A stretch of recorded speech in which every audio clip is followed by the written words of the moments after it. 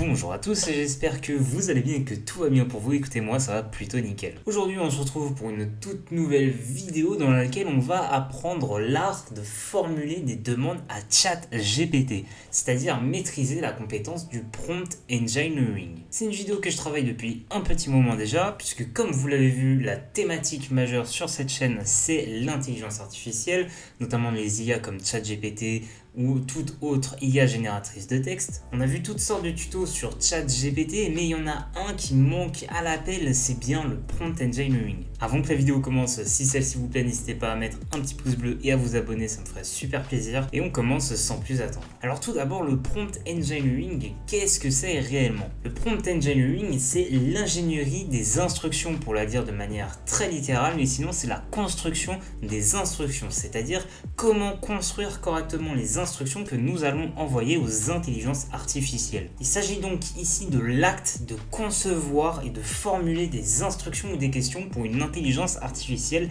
quelle qu'elle soit. Le prompt engineering, c'est pas seulement valable pour ChatGPT ou Copilot ou Gemini, mais c'est aussi valable pour toutes les différentes intelligences artificielles qui existent, comme par exemple Suno, Pika, Midjourney, DALL-E. Toutes les intelligences artificielles qui nécessitent une instruction vont se baser sur le prompt engineering. Alors avant de rentrer dans les détails du prompt engineering, on va voir d'abord ce que ça fait d'envoyer une instruction typique que tout le monde peut faire, que tout le monde a déjà sûrement fait. On va voir par exemple comment faire un cours sur l'économie circulaire. Alors je ne connais pas du tout, c'est vraiment juste pour l'exemple. Pour cette formation, on va voir, donc on va se baser sur ChatGPT 3.5, mais évidemment c'est possible pour n'importe quelle intelligence artificielle, que ce soit sur des GPT 3.5, GPT 4, GPT 4 Turbo, les futures versions, mais aussi par exemple Claude ou le langage de Gemini, etc. Alors voici le résultat qu'il nous a généré. Donc on a bien notre cours sur l'économie circulaire, donc il va nous dire une petite définition, une comparaison, il va nous donner 2-3 aspects, donc il va nous faire une petite liste et ensuite une conclusion. Donc vous voyez que, alors bien qu'on soit sur GPT 3.5 et que donc c'est pas le langage qui utilise le plus de caractères, on voit que le cours, il n'est pas très typé cours en fait. Voilà, c'est vraiment une liste, une définition. Alors c'est pas un mauvais résultat en soi, c'est valable, il y a des bons arguments, c'est forcément, il ne dit pas n'importe quoi, mais la typologie du résultat, la manière dont il a formulé, va probablement vous décevoir, puisque l'instruction est très courte. Le problème c'est que si vous utilisez des instructions qui sont aussi courtes que ça, vous allez très souvent ne pas obtenir le résultat que vous attendiez. Tous les langages d'intelligence artificielle ont une rédaction typique. Cette rédaction typique, si vous faites des instructions très basique, vous n'allez pas pouvoir vous en détacher. Vous n'avez pas de réelle personnalisation du résultat, donc vous allez avoir des résultats très basiques. Vous avez plus de chances aussi que l'IA vous réponde à côté. Vous pouvez passer à côté de certains détails. Bref, alors on n'a pas un résultat mauvais, mais en tout cas, il n'est pas vraiment exploitable. Donc ça, ce genre d'instruction, il faut arrêter de le faire puisque c'est pas vraiment la manière dont on doit utiliser l'intelligence artificielle. Pour maîtriser le prompt engineering, il est donc essentiel de comprendre le fonctionnement de ChatGPT. Il faut imaginer ChatGPT comme une immense bibliothèque qui contient n'importe quel livre au monde. La seule différence, c'est que quand vous faites une demande au bibliothécaire, il est obligé de vous apporter un livre. Si vous arrivez et que vous lui demandez un livre sur l'économie, il va vous donner un livre, mais l'économie c'est extrêmement vague, donc il peut vous donner n'importe quel livre. Alors il y a une chance qu'il réponde parfaitement à votre demande, mais d'un autre côté, il y a énormément de chances pour qu'il réponde à côté de la plaque, puisque l'économie c'est extrêmement vague. Il y a beaucoup de domaines dans l'économie, il y a énormément de niveaux surtout. C'est pour ça que plus votre question va être claire au bibliothécaire, plus votre réponse, plus le livre qu'il va vous donner correspondra à vos attentes. Vous direz, voilà, je cherche un livre sur l'économie circulaire, niveau Bac+2, et voilà, vous précisez votre demande et il va vous donner un livre qui va correspondre finalement à vos attentes. Et bien là, c'est la même chose. ChatGPT, il faut lui poser des questions claires, concises et énormément préciser vos instructions. Plus vous allez préciser, plus vous allez obtenir des réponses qui vous seront utiles. Premièrement, le prompt engineering, c'est donc une précision dans vos instructions que vous allez soumettre à ChatGPT. Il faut utiliser aussi des mots-clés pertinents. Alors là, par exemple, l'économie circulaire, c'est un mot-clé. Il faut utiliser, quand vous faites une demande de ce genre, plusieurs mots-clés qui vont permettre à ChatGPT de mieux identifier le contexte de votre demande. Alors pour ça, on va utiliser une structuration basique du prompt engineering qui va se composer de 4 parties. Ces 4 parties sont essentielles et vont résumer globalement ce que l'intelligence artificielle va pouvoir prendre en argument pour pouvoir répondre à votre demande. Alors la première partie, c'est le rôle. Comme son nom l'indique ici, le but c'est de définir le métier que va incarner ChatGPT. Le but c'est qu'il se mette dans le corps d'un métier pour que lorsque vous allez utiliser des mots-clés spécifiques, qu'il les comprenne beaucoup mieux que s'il n'était simplement que ChatGPT. Lorsque vous voulez poser une question de droit, en général, vous allez plutôt vous tourner vers un métier d'avocat ou de consultant en droit. Vous allez donc demander à ChatGPT d'incarner ce rôle pour qu'il puisse se mettre à la place d'un avocat et de mieux interpréter votre demande. La deuxième partie, c'est le contexte. Ici, on va aborder les informations que ChatGPT ne peut pas connaître de lui-même. ChatGPT, il n'est pas devin, il ne peut pas deviner ce que vous avez dans vos têtes. Et c'est souvent ce que les gens ne comprennent pas lorsqu'ils utilisent l'intelligence artificielle. Si vous travaillez sur une application, donc un code, et que vous envoyez le code directement à ChatGPT, il risque de très mal interpréter la demande. Le contexte, par exemple, lorsque vous souhaitez rédiger un script de vidéo YouTube, c'est par exemple préciser le fait que vous avez une chaîne YouTube, que cette chaîne YouTube parle de telle thématique, de décrire un peu plus ce que vous faites, le genre de vidéo que vous produisez. C'est ça le contexte. Et si vous lui demandez de rédiger un script de vidéo et sans préciser forcément votre chaîne YouTube, etc., vous allez obtenir un résultat qui ne sera peut-être pas dans la même thématique, qui ne sera pas de le rédiger de la même manière que vos propres vidéos YouTube. Troisième partie, c'est la mission. Ici, on va expliquer clairement ce qu'on attend de ChatGPT. Donc typiquement, c'est par exemple l'instruction d'avant, fais un cours sur l'économie circulaire. Ça, c'était la mission. Le but dans la mission, c'est d'expliquer ce que vous attendiez de ChatGPT comme si vous parliez tout simplement à un inconnu. Et c'est ça que beaucoup de gens n'arrivent pas forcément à comprendre. Si par exemple vous souhaitez qu'il rédige un article sur l'intelligence artificielle, vous ne pouvez pas attendre de ChatGPT qui pense au référencement, à la recherche d'événements récents, à structurer votre demande en partie, etc. Ça, ce n'est pas possible. Donc tout ça, il faut le préciser dans la mission. Et enfin, il y a la quatrième partie qui sont les paramètres. Alors ici, ça va dépendre beaucoup de l'intelligence artificielle que vous allez utiliser. Ici, on va définir ce qu'on attend dans la réalisation de son instruction. Donc par exemple, si vous êtes sur ChatGPT, ça va être le ton qu'il va employer, le type de vocabulaire, le nombre de caractères, si vous voulez qu'il rédige en liste, en tableau ou en paragraphe. Mais ça peut aussi être le cas par exemple pour Pika. Donc lorsqu'on utilise une IA génératrice de vidéos, on va attendre de lui qui va nous générer par exemple une vidéo de 24 secondes, en 30 images par seconde, de format paysage. Si on veut que ce soit une vidéo réaliste de type manga ou animation Disney. Voici en bref ce que sont les paramètres. Donc voici les 4 parties principales par lesquelles vous allez pouvoir passer afin de rédiger au mieux vos instructions. Vous allez passer beaucoup plus de temps à rédiger certes vos instructions, mais vous allez regagner ce temps en obtenant directement le résultat que vous souhaitez. Il faut voir un peu ça finalement comme un investissement. Alors après, évidemment, il faut savoir quand rédiger des instructions longues et quand il ne le faut pas. Lorsque vous demandez la définition d'un mot, vous n'êtes pas obligé de rédiger un prompt de 6 lignes. Vous pouvez simplement dire donne-moi la définition de tel mot, et lorsque vous n'avez pas besoin d'une rédaction typique, d'un style particulier, eh bien vous pouvez simplement laisser ChatGPT faire le reste. De même, si jamais vous rédigez avec ce système, vous n'êtes pas obligé de rédiger dans l'ordre précis, rôle, contexte, mission, paramètres. Évidemment, vous pouvez le rédiger de un peu n'importe quel ordre. L'essentiel, c'est que l'ensemble des informations dont ChatGPT aura besoin et que vous devez transmettre soient disponibles. Alors reprenons la première instruction qu'on a faite au début de la vidéo sur l'économie circulaire. On va donc utiliser le schéma qu'on a vu pour faire une instruction typée prompt engineering et on va voir le résultat ensemble. Alors voici l'instruction que j'ai rédigée. Donc c'est une instruction qui va être plus longue que la première. On voit que j'ai pas non plus fait une instruction extrêmement longue. On va voir cependant que j'ai inséré beaucoup plus de détails et on va donc voir ça ensemble. Alors pour que vous compreniez mieux, on va voir ça, j'ai bien séparé partie par partie. Donc l'instruction va commencer par le rôle. Donc je vais lui dire, tu vas te comporter comme un professeur d'économie. Ça va permettre à ChatGPT de se mettre tout simplement à la place d'un professeur.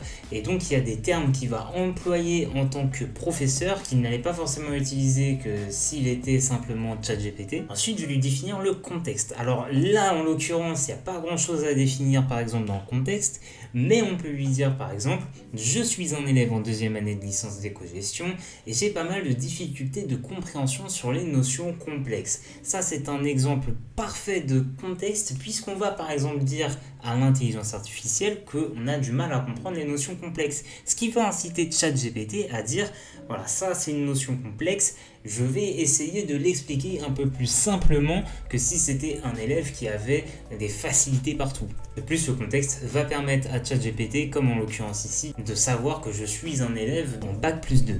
Ensuite, on va définir sa mission qui est ici, tu dois rédiger un cours sur l'économie circulaire et aborder les notions type de Bac+2.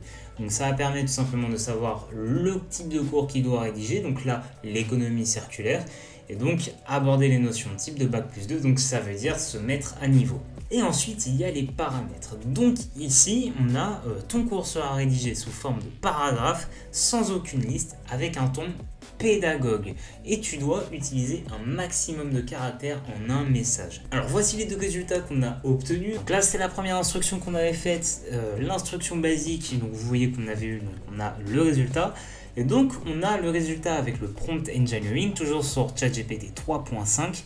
Et donc, on voit que le résultat est quand même bien différent. Et quand on regarde la composition, la rédaction, on voit qu'on a vraiment ce que l'on veut. On a donc bien rédigé, bien expliqué sous forme de paragraphe et non de liste. Donc on a un résultat qu'on a vraiment personnalisé, une rédaction bien différente à la première, alors qu'on est toujours sur ChatGPT 3.5, c'est vraiment le prompt engineering qui a fait la différence, et surtout il a utilisé le maximum de caractères qu'il pouvait. On a donc une réponse qui est bien plus appropriée à notre demande, on a eu ce qu'on voulait, et ça c'est l'essentiel. Un autre point clé du prompt engineering, en tout cas de l'art de concevoir des instructions, c'est de ne pas en demander trop dans une seule et même instruction. Ce que je veux dire par là, par exemple, c'est que ChatGPT, comme toutes les autres intelligences artificielles, ont un quota limité de tokens par message. Ce qui veut dire que globalement, vous ne pouvez pas demander à ChatGPT n'importe quoi puisqu'il pourra vous répondre avec un nombre de caractères limité. Il faut donc impérativement comprendre que vous ne pouvez pas demander en une instruction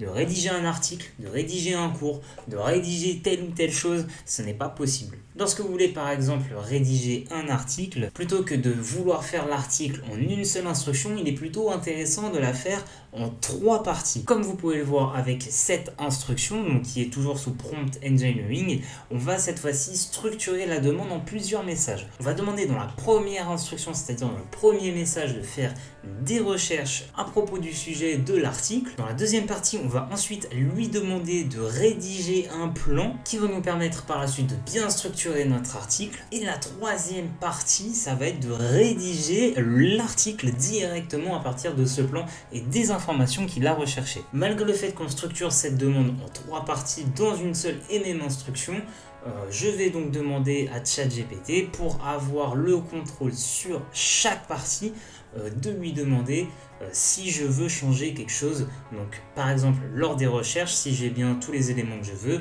ou par exemple sur le plan, pour voir si le plan me convient, ou alors je souhaite changer quelque chose. Et ensuite, je dis OK à chaque fois pour relancer la prochaine partie. Ça ne m'empêche pas, malgré le fait de structurer cette demande en 3 parties, de pouvoir utiliser le prompt engineering, par exemple pour les paramètres. Je lui ai demandé ici par exemple de travailler le SEO, d'utiliser des mots-clés typiques, ce qui va nous permettre par exemple d'avoir un article qui sera beaucoup plus recherché sur internet que si je ne lui demandais pas de travailler le SEO. Alors le prompt engineering, c'est quelque chose qui peut prendre énormément de temps à faire. Lorsque vous faites un travail répétitif, tout le temps rédiger les mêmes instructions, ça peut être très long à force et ça peut vous faire perdre énormément de temps. Il existe un moyen d'automatiser tout ça, c'est les custom instructions ou alors les instructions des GPT. Par exemple, ici on va prendre l'exemple du GPT Ultra. Donc le GPT Ultra, c'est un GPT auquel vous avez accès directement dans la description. Vous allez sur mon site et vous avez accès à tous les GPT que j'ai créés. C'est un GPT qui est typiquement lui basé pour le prompt engineering pour réduire la taille des instructions. Donc si vous voulez l'utiliser, vous pouvez. Sinon, on va voir comment rédiger un semblable de GPT Ultra. Alors évidemment, je vais flouter des choses, sinon ça reviendrait à vous donner directement les GPT. Mais on va voir l'essentiel ici. Donc, comme vous pouvez le voir, je lui dis, quand un utilisateur t'envoie une instruction, tu dois toujours d'abord passer par plusieurs étapes. Première étape, tu dois prendre le rôle le plus adapté à répondre à l'instruction de l'utilisateur. Si l'utilisateur souhaite que tu corriges un devoir, tu prends le rôle d'un professeur dans la matière concernée, etc., etc. Donc là, j'ai déjà rempli la première part tout simplement, donc qui est le rôle. La deuxième étape, c'est de réfléchir à la meilleure manière de répondre à sa question et de penser à un plan, de pas le rédiger, mais de penser à un plan. Donc ça, c'est ce qu'on pourrait typiquement appeler la structuration. Donc c'est ce qu'on a vu tout en début de vidéo, c'est de structurer vos demandes. Troisième étape, donc c'est de rédiger impérativement la réponse sous forme de paragraphe, non sous forme de liste. Et il y a d'autres choses que je vais flouter, mais du coup, ça c'est ce qu'on appelle les paramètres, comme on a vu tout à l'heure. Je vais donc définir des paramètres d'office à ChatGPT. Tu rédiges impérativement la réponse sous forme de paragraphe et non sous forme de liste, ce qui va permettre par exemple d'avoir des réponses un peu moins fainéantes, puisque les listes ont tendance à rendre ChatGPT un peu plus fainéant. Aussi par exemple, on a marqué tu dois éviter de parler trop soutenu et utiliser du langage courant comme dans une conversation basique. Donc ça pareil, c'est encore un autre paramètre qui fait qu'on utilise le prompt engineering directement dans le GPT, ce qui va faire qu'on n'aura pas besoin de le faire lors des prochaines instructions. Si vous n'avez pas ChatGPT Plus, Team ou Entreprise et que vous n'avez pas accès aux GPTs, c'est pas grave, vous pouvez le faire directement ici. Vous allez dans Customize ChatGPT et donc vous allez dans ici, donc cet onglet-là, le deuxième, et vous allez voir qu'en cliquant d'ailleurs, il va montrer quelques petits aspects du prompt engineering juste ici. Et donc ici, vous allez lui dire, quand je t'envoie une instruction, tu vas faire telle chose. Première étape, tu vas prendre le rôle le plus adapté à l'instruction que je t'ai envoyée. Et vous allez finalement redire ce que je vous ai dit. Le but, c'est pas de copier bêtement, c'est d'adapter ce que je vous ai dit en fonction de vos préférences. Ça peut être par exemple, utiliser impérativement des listes si vous préférez les listes et non les paragraphes. D'utiliser du langage très soutenu, très courant, d'utiliser un minimum de caractères ou un maximum de caractères. Voilà globalement comment on peut automatiser le prompt engineering. Enfin, la dernière étape pour maîtriser le prompt engineering, c'est celle de la patience. Il faut apprendre de vos interactions car même en appliquant tous ces conseils, bien ChatGPT pourrait ne pas répondre à vos attentes. Il faut donc tirer les bonnes conclusions de cet échec en visant, voilà, je regarde mon instruction, je regarde le résultat, qu'est-ce que j'aurais pu préciser en plus que je n'ai pas fait. À la suite de votre résultat, dire non, là tu t'es trompé ou dire non, là j'ai oublié tel élément, régénère une réponse en tirant compte de ma remarque. Une chose que vous pouvez faire aussi directement, c'est juste ici par exemple lorsque votre réponse ne vous convient pas, de cliquer sur bad réponse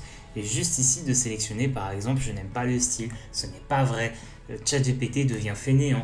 Et c'est de cette manière aussi que lorsqu'il y a des signalements, ChatGPT corrige l'intelligence artificielle. Donc il faut non seulement apprendre vous, mais aussi faire apprendre à ChatGPT que les réponses ne sont pas celles que vous avez souhaité obtenir et surtout savoir pourquoi ce n'est pas les bonnes. Voilà, en tout cas la vidéo elle est terminée, j'espère qu'elle vous a plu. Si c'est le cas, n'hésitez pas à mettre un petit pouce bleu et à vous abonner à cette chaîne. Sur ce, c'est tout pour moi, on se retrouve la semaine prochaine pour une nouvelle vidéo, à bientôt.